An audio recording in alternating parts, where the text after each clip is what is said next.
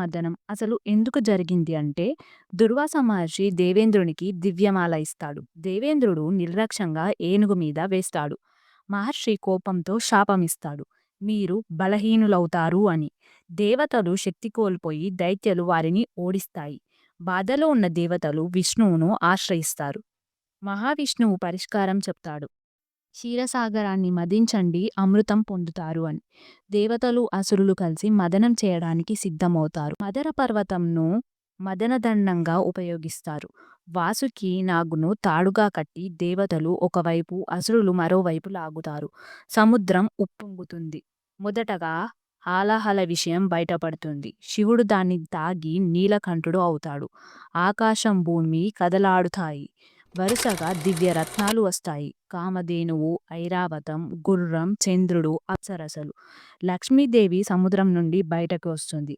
ఆమె విష్ణువు అర్ధాంగిగా స్వీకరిస్తాడు. చివరగా ధన్వంతరి అమృత కలశంతో ప్రత్యక్షమవుతాడు. దేవతలు ఆనందిస్తారు. నైవేద్యం